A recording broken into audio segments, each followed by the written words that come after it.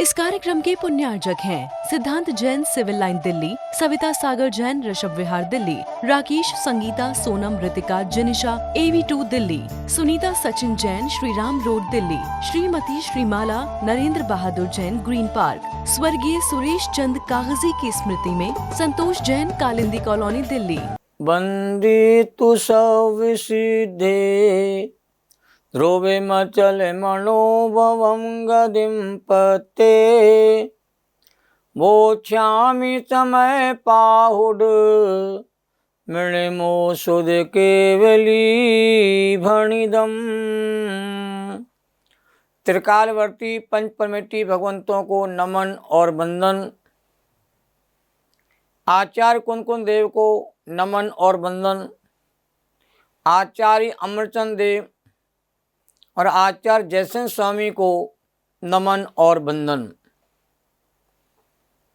समय सार ग्रंथादि राज की महत्वपूर्ण चर्चा चल रही है। कर्ता कर्म अधिकार अपने आप में विशिष्ट अधिकार है जो अन्य किसी ग्रंथ में प्राप्त नहीं होता। समय सार की जो चर्चा है वो चरम उत्कर्ष को प्राप्त हो रही है। पक्षातिकरण समय सार की अनुभूति कैसे होती है, ये विशिष्ट चर्चा कर्ता कर्म अधिकार में ही आचार्य देव ने की है। पिछली गाथाओं में कहा गया कि द्रव प्रत्ययों के उदय में जीव स्वयं विकारी भावों रूप परिणमित होता है। द्रव्य कर्म का उदय होता है, जीव स्वयं विकारी भावों के द्वारा विकार परिणामों को प्राप्त होता है, तब कर्म बंधन को जीव प्राप्त हो जाता है। किंतु जब यह जीव कर्मोदय के विद्यमान रहते हुए भी आत्म सन्मुखी पुरुषार्थ करके विकारों परिणमित नहीं होता और निर्विकारी रहता है, जब स्वभाव रूप परिणमन करता है तब आगामी बंध कहते नहीं होता। बंधन को रोकने का यही तरीका है। कर्म का उदय तो आता ही रहता है, अनादिकाल से आ रहा है। कर्मोदय से प्रभावित ना होकर के अपने शुद्ध चेतन स्वरूप से जिस दिन जीव प्रभावित हो जाएगा, शुद्ध चेतन स्वरूप की अनुभूति करने की कला सीख जाएगा, अपने आत्मा का बोध हो जाएगा, उसी समय से नवीन बंध की प्रक्रिया रुक जाती है। अब 137 138 गाथाओं में यह सिद्ध किया जा रहा है कि पुद्गल द्रव्य का परिणाम जीव से भिन्न ही है। भिन्नता का बोध कराना समझदार का मूल कार्य है। और 139 140 इन दो गाथाओं में कहा जा रहा है कि जीव का परिणाम पुद्गल द्रव्य से भिन्न ही है। गाथा 137 प्रारंभ होती है। जीवस्य दुःखं मीर्ण सह परिणामा होन्ति रागादि एवं जीवो कम्मं चेदो विरागादि मावर्णा। जीवस्य दुःखं मीर्ण या सह परिणामा होन्ति रागादि एवं जीवो कम्मं चेदो विरागादि मावर्णा। जीवस्य दुःखं मीर्ण सह परिणामा होन्ति रागादि एवं जीवो कम्मं चेदो विरागादि मावर्णा। इस जीव के रागादि पुद्गल कर्म में भी हो यदि, तो जीवे बत जड़ कर्म भी रागादिमय हो जाएंगे। ये अनुवाद है।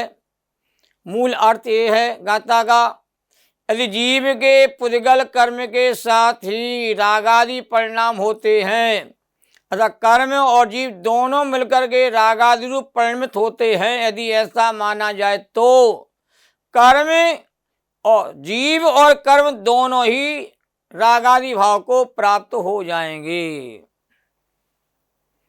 जिस प्रकार मिले हुए चूना हल्दी का लाल परिणाम होता है, उसी प्रकार जीव पुद्गल कर्म दोनों के राग आदि अज्ञान परिणाम की आपत्ति आ जाएगी। पर राग आदि अज्ञान परिणाम तो एक जीव के भीतर ही होते हैं। इसलिए पुद्गल कर्म का उदय जो कि जीव के राग आदि अज्ञान परिणाम का निमित्त है, उससे भिन्न ही जीव का परिणाम है। पुद्गल का परिणाम पुद्गल में, चैतन्य का परिणाम चेतन में। चेतन विकारी परिणाम भी होते हैं, चेतन निर्विकारी परिणाम भी होते हैं। दोनों परिणामों का उत्तरदायी जीव ही है, विकार परिणाम का भी और निर्विकारी परिणाम का भी। और यही बात 138वीं गाथा में कही जा रही है। गाथा इस प्रकार है, एकस्य दुपरिणामो जायद जीवस्य रागमादिहिं ताकं बोधयेदुहिं बिना जीवस्य परिणामो। एकस्य दुपरिणामो जायदि जीवस्य रागमादिहिं ताकं बोधयेदुहिं बिना जीवस्य परिणामो। एकस्य दुपरिणामो जायति जीवस्य रागमादिहिं ताकं बोधयेदुहिं बिना जीवस्य परिणामो। अनुवाद देखिए, किंतु जब जड़ कर्म भी नहीं जीव के राग आदि हो, तब कर्म जड़ पुद्गल मई राग आदि मय कैसे बने। मूल गाथा का मूल अर्थ देखिए, राग आदि अज्ञान परिणाम एक जीव के ही होता है। यदि समय तार में राग आदि परिणामों को पुद्गल का भी कहा है कि पुद्गल के निमित्त से होते हैं, और अशुद्ध निश्चय से राग आदि विकारी अज्ञान परिणाम जीव के होते हैं, ये भी समय सार में लिखा हुआ है। तो राग आदि अज्ञान परिणाम एक जीव के ही होता है। इसलिए कर्म के उदय रूप निमित्त कारण से पृथक ही जीव का कहते हैं परिणाम है राग आदि परिणाम। उत्कथन का तात्पर्य यह है, यद्यपि जीव के राग आदि भाव और कर्मार बगना के कर्मरूप परिणमन में निमित्त हैं। एक कर्म की बगड़ाएं ऐसी नहीं जीव के साथ छिपक जाती है, और ऐसी कर्म के रूप परिणमन को प्राप्त नहीं हो जाती है। राग आदि भाव का जब निमित्त मिलता है, तब कर्म की बगड़ाएं कर्म के रूप में परिणमित होती है। और कर्म का उदय जीव के आगामी राग आदि भाव के होने में निमित्त है, तथापि जीव का राग आदि भाव रूप परिणमन पूर्णतः जीव का ही है, अकेले जीव का ही है, उसमें कर्म का कुछ भी नहीं है। इसी प्रकार कर्मा बगड़ा का कर्म रूप,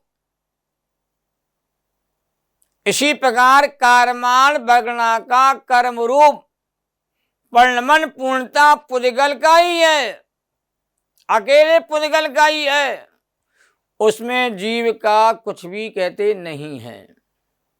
इस स्वतंत्रता है। अब पुद्गल द्रव्य का परिणाम जीव से भिन्न है, यह बताने के लिए 139, 140 दो गाथाएं आचार्य देव ने लिखी हैं। गाथा इस प्रकार है 139 नंबर की, यदि जीवेन सचय पोगल दवत कम परिणामो एवं पोगल जीवा हो दो भी कम्मत मावरना। इस गाथा का अनुवाद देखिए,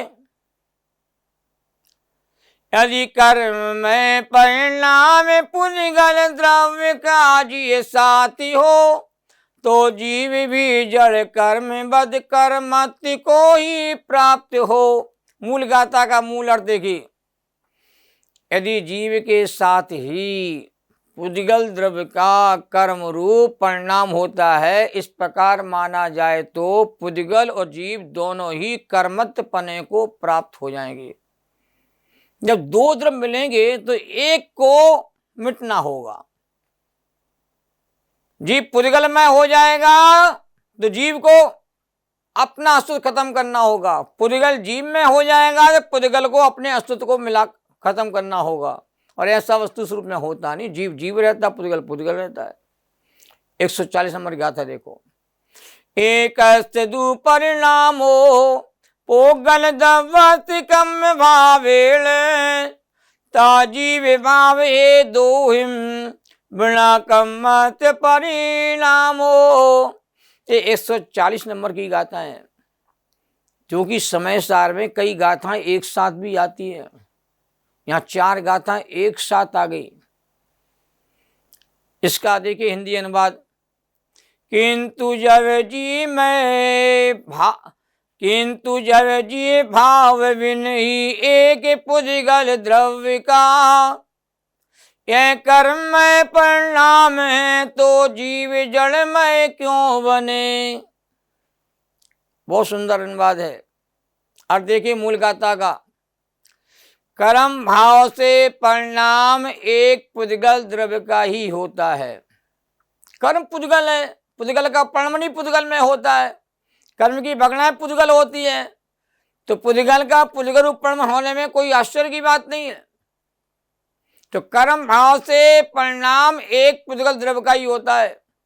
से जीव के राग आदि अज्ञान रूप परिणाम रूप निमित्त कारण से पृथक ही पुद्गल द्रव्य कर्म का परिणाम है। राग आदि परिणाम भिन्न है और पुद्गल के कर्म रूप परिणाम कहते भिन्न हैं। दोनों एक नहीं है, एक साथ रहते हैं, पर दोनों हैं अलग अलग। अपना अपना कार्य कहते अपने अपने में कर रहे हैं, कोई पराधीन नहीं है। विश्वस्ता पराधीन नहीं है। पराधीनता तो पामरता का कारण है, और स्वतंत्रता कहते हैं स्वाधीनता का कारण है। स्वच्छंदता जीव को भ्रष्ट कर देती है, स्वतंत्रता जीव को आजाद कर देती है, स्वाधीन कर देती है, स्वतंत्र कर दे, फ्री कर देती है।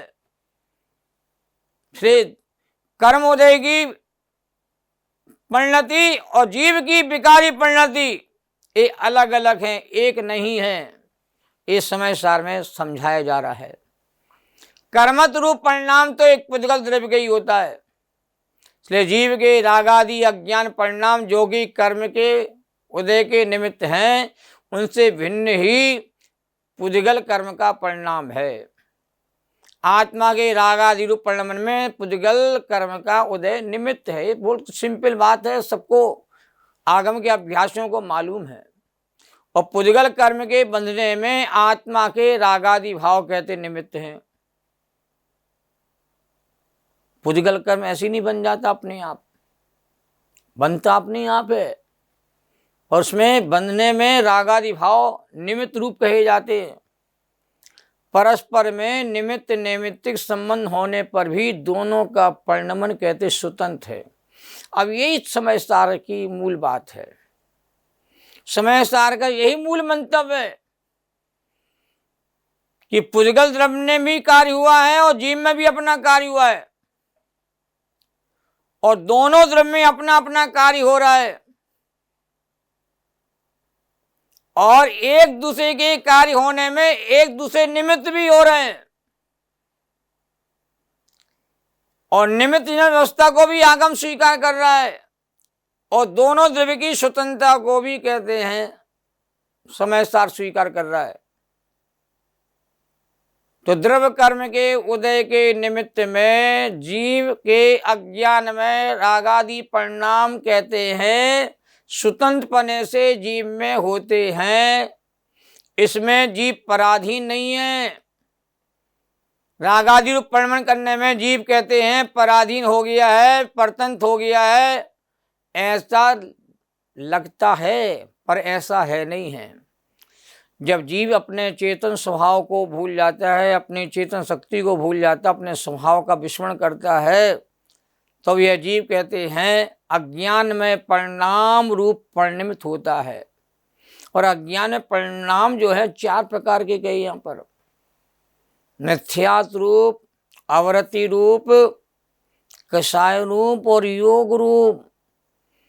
ये चारों अज्ञान में परिणाम हैं, जो अज्ञानी के अज्ञान में भावों से निरंतर हो रहे हैं। तो इस प्रकार से ये अज्ञानी प्राणी अज्ञान भावों के माध्यम से एक कर्ता कर्म के जो भाव जीव में हो रहे हैं, अज्ञान भाव जीव के कर्म हैं और जीव के उसका कर्ता है।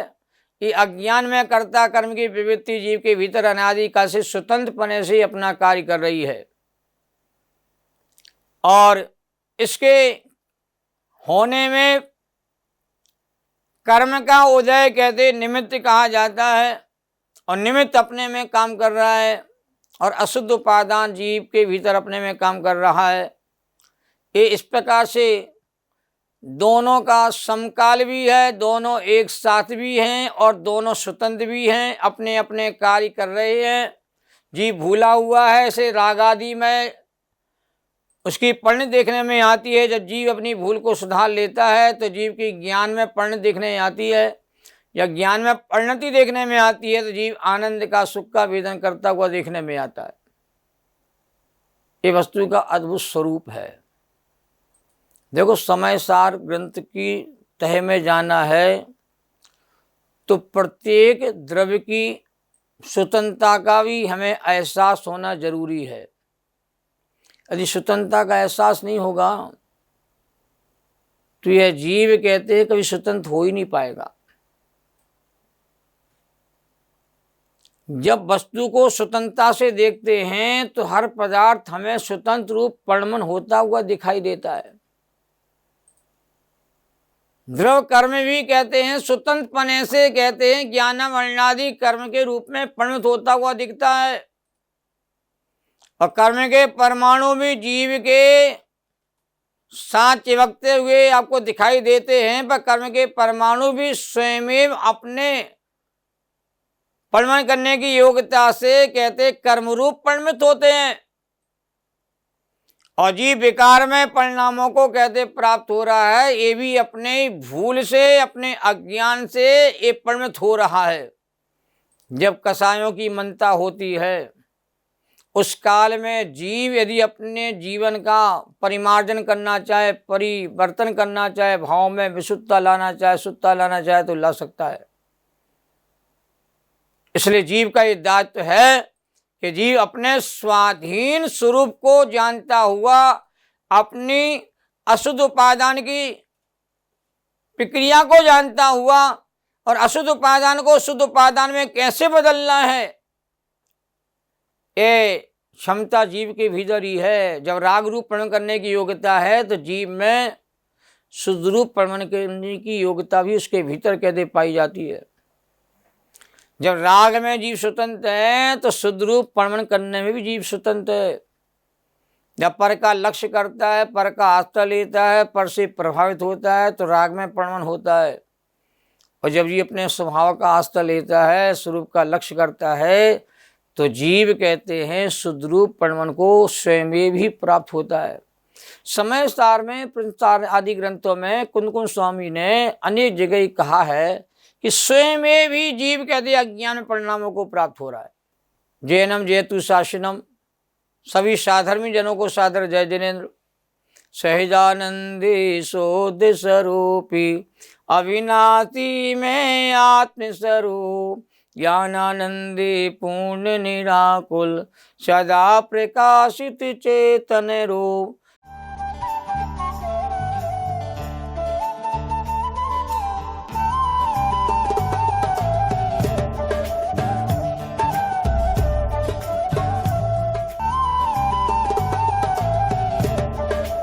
इस कार्यक्रम के पुण्यार्जक थे श्रीमती मंजू विनोद जैन गुड़गांव, सरला राज स्वाति जैन राजपुर रोड दिल्ली, आयुषी अतिशय जैन, आराधना जैन जर्मनी, सुबोध अंजू सुनीत शिवानी कालिंदी कॉलोनी दिल्ली, सुशील विनोद जैन योजना विहार, विकास स्वाति जैन ग्रेटर कैलाश 3।